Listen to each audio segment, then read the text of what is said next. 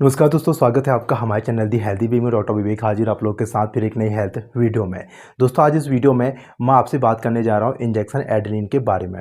दोस्तों एक इमरजेंसी क्या कहते हैं इंजेक्शन होता है और क्या कहते हैं ये बहुत ज़्यादा क्या कहते हैं यूज किया जाता है हमारी इमरजेंसी में और हॉस्पिटल्स में। तो जानेंगे कि एड्रेनलिन इंजेक्शन होता है कब कहाँ दिया जाता है, क्या इसके बेनिफिट्स होते हैं, क्या इसके साइड इफेक्ट्स और उसके डोज के बारे में जानेंगे पूरी डिटेल्स इस वीडियो में। दोस्तों अगर आप इस वीडियो पर नए हैं तो चैनल को जरूर सब्सक्राइब करें ताकि ऐसे ही हेल्थ वीडियोस आपको मिलते रहे। तो चलिए शुरू करते हैं बिना किसी देरी के।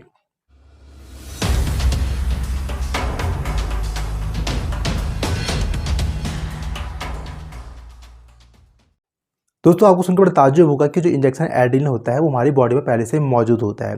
तो दोस्तों हमारी जो किडनी होती है उसके ऊपर से हमारी एड्रेनल ग्लैंड्स होती हैं, उस एड्रेनल ग्लैंड से क्या कहते हैं हमारा एड्रेनलिन हार्मोन निकलता है।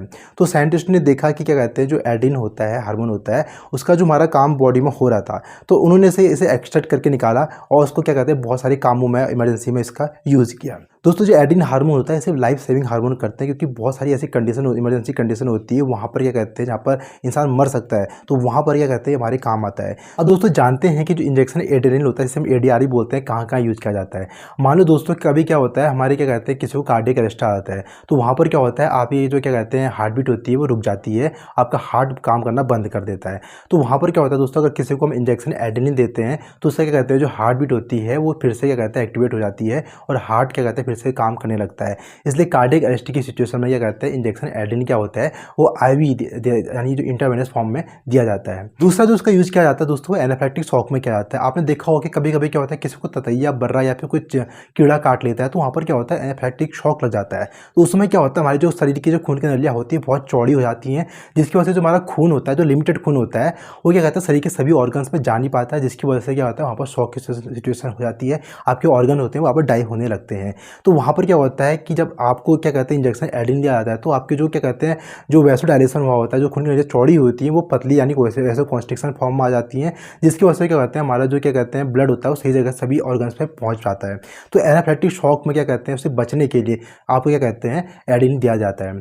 इसका दोस्तों मानो किसी का बीपी अगर लो हो गया या कम हो गया है तो वहाँ पर भी क्या कहते हैं ये क्या कहते हैं वैसो कॉन्स्ट्रिक्शन करके यानी खून की नलियों को कम उसको उसका जो वैसोडायलेशन हुआ था उसे कम करके वहाँ पर क्या करता है आपके बीपी को बढ़ाता है। तो दोस्तों जब शरीर में इन्फ्लेमेशन हो जाता है और मान लो कहीं पर आपको स्वेलिंग होगी, मान लो आपकी लिप्स में स्वेलिंग होगी या फिर आपकी आंखों में स्वेलिंग होगी है, तो वहाँ पर क्या होता है हिस्टामिन की वजह से क्या कहते हैं ये हमारी स्वेलिंग होती है, तो वहाँ पर भी हिस्टामिन को कम करने के लिए इंजेक्शन एड्रेनलिन दिया जाता है। इसकी वजह से आपका हिस्टामिन कम होता है और उसकी वजह से क्या होता है आपके जो क्या कहते हैं शरीर में स्वेलिंग होती है वो भी कम होती है। अब दोस्तों जानते हैं इसका रूट ऑफ एडमिनिस्ट्रेशन क्या होता है। दोस्तों 3 फॉर्म में दिया जाता है, एक तो में से आईएम दे सकते हैं, सबक्यूटेनियस दे सकते हैं और आईवी फॉर्म में दे सकते हैं। दोस्तों जानते हैं इंजेक्शन एड्रेनलिन की डोज क्या होती है। दोस्तों इंजेक्शन एड्रेनलिन जो दिया जाता है उसमें सबसे इंपॉर्टेंट ये होता है कि डाइल्यूशन फॉर्म को और इसकी डोज को बहुत इंपॉर्टेंट ध्यान रखना पड़ता है। जैसा कि आप इस एम्प्यूल में देख रहे होंगे यहाँ पर लिखा है 1 mg पर ml और 1/1000। तो जो दोस्तों जो फॉर्म होती है ये आपको क्या कहते हैं सबक्यूटेनियस और आईएम देनी पड़ती है only in the anaphylactic shock में। यानी जब भी क्या कहते हैं आपको एनाफिलैक्टिक शॉक होगा या फिर मान लो कहीं पर स्वेलिंग हो रही है या फिर क्या कहते हैं कि इन्फ्लेमेशन हो रहा है तो वहाँ पर आपको केवल सबक्यूटेनियस और आईएम फॉर्म में देना है, 1 mg पर ml के हिसाब से देना है और 1/1000 डाइल्यूशन फॉर्म में देना पड़ता है। किसी को अगर कार्डियक अरेस्ट आ गया है तो वहाँ पर इंट्रामस्कुलर और सबक्यूटेनियस नहीं दिया जाता है, केवल इसे आईवी फॉर्म में दिया जाता है। लेकिन जब इसे आईवी फॉर्म में दिया जाता है तो इसे डाइल्यूट करके दिया जाता है, उसमें हमें क्या करना पड़ता है 9 ml क्या कहते हैं NS लेना पड़ता है और जो आपकी जो 1 ml क्या कहते हैं आपको एड्रेनलिन लेना पड़ता है। इसे मिक्स करके आपको 10 ml का सोल्यूशन बनाना पड़ता है। इस 10 ml सोल्यूशन को आपको डायरेक्ट क्या कहता है आईवी से आपको उस पेशेंट को देना पड़ता है। तो यहाँ पर ध्यान रखने की बात ये होती है कि क्या कहते हैं एनाफिलैक्टिक शॉक में आपको केवल आईएम और सबक्यूटेनियस फॉर्म में देना है और 1/1000 के डाइल्यूशन फॉर्म में देना है। और दूसरा आपको कार्डियक अरेस्ट में क्या कहते हैं हमेशा आपको इसे आईवी देना है और इसे 1/10,000 की डाइल्यूशन फॉर्म में हमेशा देना होता है। जानते हैं इससे क्या साइड इफेक्ट्स हो सकते हैं। दोस्तों अगर इंजेक्शन एडीआर अगर बहुत ज़्यादा मात्रा में दे दिया जाए तो वहाँ पर आपको ट्रेमर हो सकते हैं, एंजाइटी हो सकती है, वोमिटिंग हो सकता है। और यहाँ पर ध्यान रखने का बात आपको ये है कि अगर मान लो किसी को क्या कहते हैं क्लोज्ड एंगल ग्लूकोमा है तो वहाँ पर क्या कहते हैं एड्रेनलिन आपको क्या कहते हैं कभी नहीं देना चाहिए। इसके बाद दोस्तों क्या कहते हैं अगर मान लो एनेस्थीसिया किसी को दिया गया है, हेलोथेन से अगर एनेस्थीसिया दिया गया है तो वहाँ पर भी क्या कहते हैं आपको एडीआर कभी नहीं देना होता है।